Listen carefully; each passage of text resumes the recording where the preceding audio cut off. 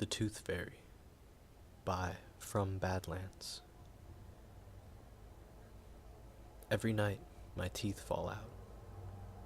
It starts around 11 p.m.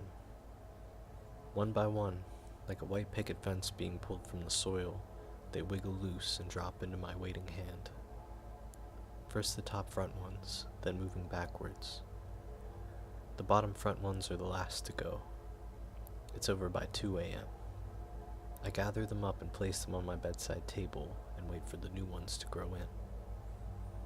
There's blood in the back of my throat by morning, but I have shiny new teeth and only the slightest ache in my jaw, and the teeth on my bedside table are gone too. This sounds strange, and maybe I should tell someone about it, but who would believe me? Would you believe me?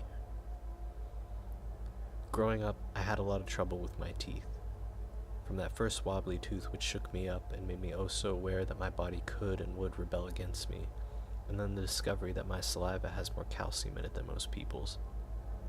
This leads me to the dentist every 3 months, for a clean and a polish, and of course one-on-one time with the horrid little pick the dentist uses to chip away everything sparkly clean again. Bleeding gums and the promise of more of the same 4 times a year, and between that, bad breath and learning to talk whilst hiding my teeth.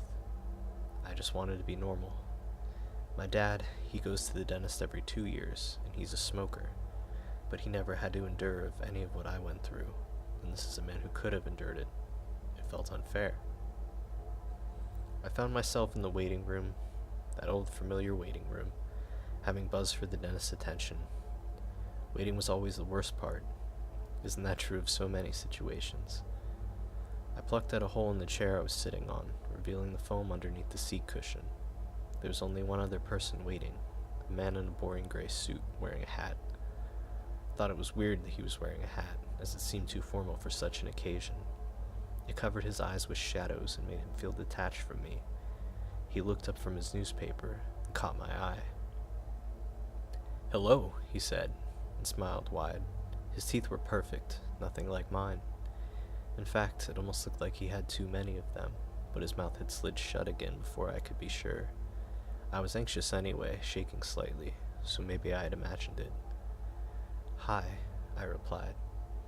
I don't like talking to strangers at the best of times, but he seemed to appreciate my nerves, and his voice was calming, like waves gently crashing over one another. "You seem just about ready to run out that door." He smiled again, that flash of white, and then gone. "I wish I didn't have to come here so often," I nodded. He agreed, and I wondered how he could possibly relate. I heard the opening and closing of doors, and the dentist bustled through. "We're nearly ready for you," she told me, before disappearing back through. I looked over at the man waiting. "I think I'm after you," he said calmly. I envied that calm. "I guess so," I said. I could barely breathe now with the anxiety building in my chest. I did want to run away. I would have given anything to walk out of that room, get back in my car, and drive off. But I couldn't. I'd held onto my teeth for this long, and against all the odds, never gotten a filling. The 3-month plan had worked, but damn it if it wasn't wrecking my nerves. "What's your name?" the man asked casually. I opened my mouth to answer him, but then the dentist burst through again. "We're ready for you now, Charlotte. Come on through." She smiled, her smile much smaller than his.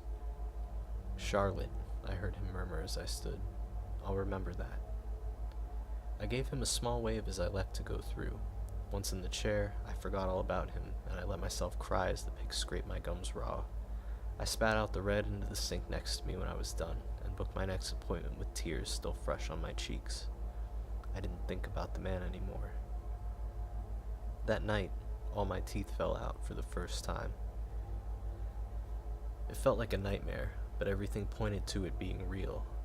I tried to phone my mom, my ever-patient mom who had held my hand when I was younger, who had always told me I was doing my best, that I was so brave, who told me that going to the dentist is scary, but everybody has to do it. I grabbed for my phone and tried to find her number, but my phone wasn't working properly. The screen fuzzed and then pixelated and turned off entirely. My mouth was full of teeth falling onto my sheets, and I couldn't bear to look at them. In my panic, after turning my phone back on, I tried to dial 999, but only got a dial tone. I sat folded in half, sobbing as each tooth worked itself loose and fell. When the last one was out, I gathered them all up. Maybe the dentist could put them back in. I put them on my bedside. They were still so clean from the dentist visit that day. I guess I didn't need to worry about that anymore. I don't know how I fell asleep that first night. I think it was the crash of anxiety that wraps sleep around you like an apology, that whisks you away from the reality of what is happening. But I slept deeply and for a long time. I woke up and my tongue was resting against the backs of my top teeth. I looked over to my bedside, and the teeth I'd collected last night were gone. Had it just been a really vivid nightmare? I got out of bed and went to the bathroom. I stood in front of the mirror and tested each tooth with a finger, trying to wobble it. Each one stood firm. But did it seem like there were too many of them?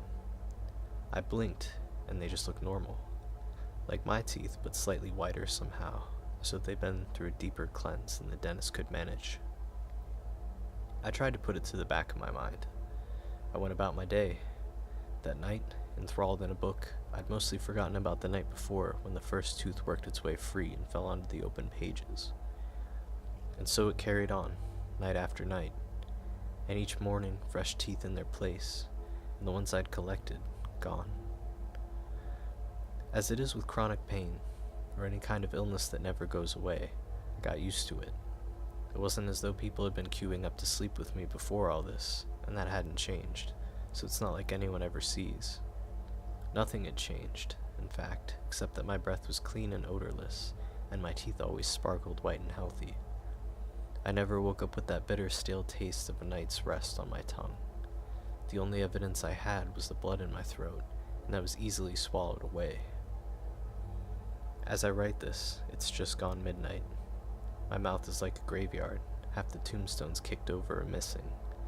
I had a dentist appointment today. I barely spent any time in the chair at all.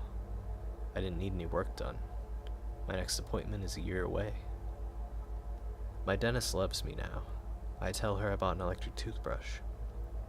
There's a look in her eye that is fleeting but telling, like maybe I'm not the first to suddenly turn a corner in dental hygiene. She never says anything, though.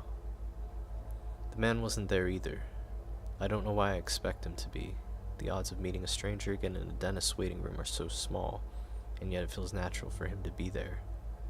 In fact, he's the only thing that was different about my last visit before all this began. I don't know what to do with this information. This is a forum for scary stories, right? Well, for me, teeth are a scary story. So I thought I'd share, as childish as this fear is. Maybe some of you can relate. Going to the dentist sucks, am I right? Good thing I hardly have to go at all anymore.